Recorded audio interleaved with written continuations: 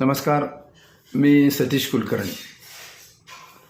भविष्यामध्ये जे भाविक श्रीपाद श्री वल्लभांच्या निमंत्रणानुसार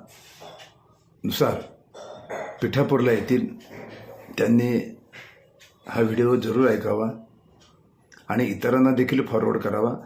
तुमच्या पाहण्यात किंवा तुमच्या ऐकण्यात आलं की हा ग्रुप जाणार आहे, आपले नातेवाईक, मित्र, मैत्रिणी, हितचिंतक पिठापूरला निघाले आहेत, त्यांना हा व्हिडिओ पाठवून अवश्य ऐकायला सांगा. कारण आजही पिठापूरला आल्यानंतर लोक गोंधळून जातात, अनावश्यक प्रश्न विचारतात, अनावश्यक ठिकाणी जातात, फसतात, भीतीदायक वातावरण असतं आणि परत आल्यानंतर विचारतात, अहो उगीच आम्ही त्या ठिकाणी गेलो, आम्हाला माहीत नव्हतं. ज्यांना माहीत आहे त्यांनी इतरांना सांगावं आणि ज्यांना माहीत आहे त्यांनी इतर ठिकाणी स्वतःसुद्धा जाऊ नये. मी सांगत नाही, श्रीपाद श्री वल्लभांनी श्रीपाद श्री वल्लभ चरित्रामृत ग्रंथात अध्याय नंबर 19 जे सांगितलं आहे ते वाचून दाखवतो. श्रीपाद वल्लभांनी असं सांगितलं आहे, बापूनाचार्य म्हणजे माझे आजोबा ज्या घरात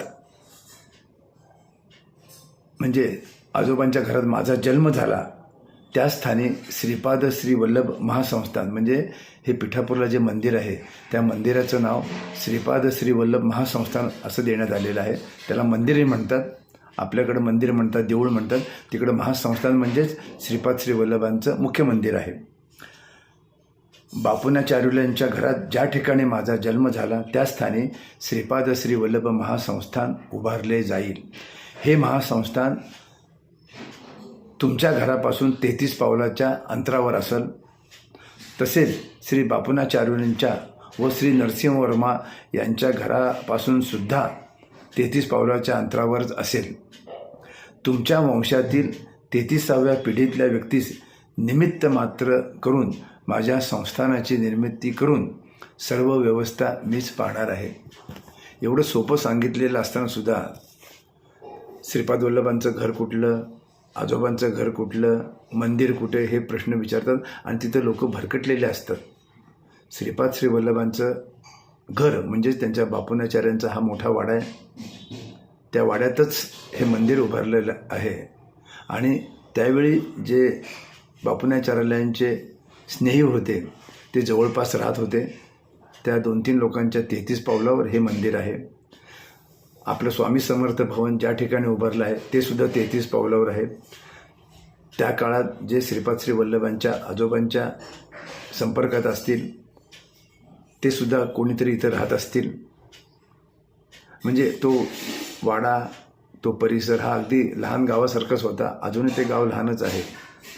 एवढं सर्व श्रीपाद श्री वल्लभांनी अध्याय नंबर 19 हे सांगितलं आहे आणि अनेक अध्यायामध्ये हा उल्लेख आला आहे की बापूनाचार्य यांचं घर म्हणजे माझे आजोबा त्या घरात माझा जन्म झाला आहे आणि तिथं मंदिर उभारलं जाईल. तरी देखील लोक वाचन नसतं, बोटं फिरवतात आणि तिथं एक सांगतो, 2 सांगतो. आपल्या महाराष्ट्रामध्ये अनावश्यक चर्चा होती आणि तिथं गेल्यानंतर विचारतात बापूनाचार्यांचं घर कोणतं, मग कोणी काही सांगतं, तिथं जातात, तिथं वेगळे अनुभव येतात आणि मग नंतर हात सोडत बसतात. श्रीपाद श्री वल्लभांच्या वचनावर विश्वास ठेवा. मुख्य मंदिरातच 3 मूर्ती आहेत. खाली औदुंबराचं झाड आहे, तिथंच अभिषेक होतो, तिथंच मागच्या बाजूला महाप्रसाद होतो, तिथं संध्याकाळी पालखीचा सोहळा होतो. बाकी ठिकाणी काय चालतं हा माझा विषय नाही, परंतु श्रीपाद श्री वल्लभांच्या मंदिरात मी 2007 जातो. बराच बदल झालेला आहे. थोडी गर्दी वाढत आहे. गर्दी म्हणजे 100, 150, 200च्या वर कधीही माणसं नसतात. त्यामुळे भक्तांनी काही घाबरण्याचं कारण नाही, काही गोंधळून जायचं कारण नाही. दिवसभरात सकाळी पहाटे 5 ते 12 आणि दुपारी 5 ते 8, 8:30पर्यंत दर्शन होतं. तिथं उपासनेची थोडीफार जागा आहे, तिथं उपासना करावी, नामस्मरण करावं आणि श्रीपाद श्री वल्लभांचे आशीर्वाद प्राप्त करून घ्यावेत. अजून काही स्थानं होती पण मी मागं सांगितलं, अजून काही नवीन स्थानं सांगितली तर लोक मूळ स्थान सोडतील, तिथं जाऊन आपला उपद्व्याप करतील. कारण आपली मनस्थिती ठीक नसती. देवाच्या दारात गेल्यानंतर ह्या देवाला जाऊ, त्या देवाला जाऊ, सगळं फिरावं वाटतं आणि सर्व मंदिरातून पुण्य प्राप्त करून घ्यावं असं वाटतं. देवाच्या दारात गेल्यानंतर पुण्य मिळत नाही. एका ठिकाणी श्रद्धा ठेवायला पाहिजे. आणि देव पुण्य देत नाही, तुम्ही पुण्यवान आहात. अनेक जन्माचं पुण्य आपल्या पाठीशी असल्यामुळं देवाच्या भेटीसाठी आपल्याला बोलावलं जातं. याचा कुणीही विचार करत नाहीत. एकदा सकाळी अभिषेक झाला की लोक जे भरकटतात ते दिवसभर येत नाहीत. हल्ली परत ते आता गोदावरीचं आरतीचं फॅट झाले, लोक तिकडे जातात, तिथं रात्री यायला उशीर होतो, तोपर्यंत इकडचा आनंद निघून जातो. इकडे जा तिकडे जा, शेवटी हा ज्याचा त्याचा प्रश्न आहे. आणि हे सगळं त्यांना फक्त 2 दिवसात करायचं असतं. जीवाची ओढाताण होती आणि श्रीपाद श्री वल्लभांना आपल्याला बोलवलं आहे हे त्यांच्या लक्षात येत नाही. त्यांना एकदा बाय बाय केला की लोक गायब होतात, ते भेटतात, ते रात्री रेल्वे स्टेशनवर सगळे एकत्र जमा होतात आणि मग ते आलतू फालतू चर्चा करत बसतात. श्रीपाद श्री वल्लभांचं घर म्हणजेच हल्लीचं श्रीपाद श्री वल्लभ महासंस्थान. इतर ठिकाणी जाणं न जाणं हा ज्याचा त्याचा प्रश्न आहे, परंतु मुख्य स्थानात जास्त वेळ बसून तिथला भजनाचा कार्यक्रम, तिथं नामस्मरण हे गोरकायला पाहिजे, हे करायला पाहिजे, पण तसं घडत नाही.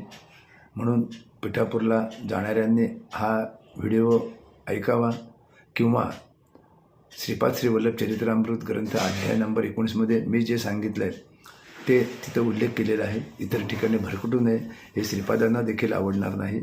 इतरांना सुद्धा सावध करा. आणि ज्यावेळी पिठापूरला जाताल त्यावेळी जास्तीत जास्त वेळ मंदिरात द्या, कारण मंदिरात वेळ दिला तर श्रीपाद श्री वल्लभ बालरूपात तुम्हाला दर्शन देतील.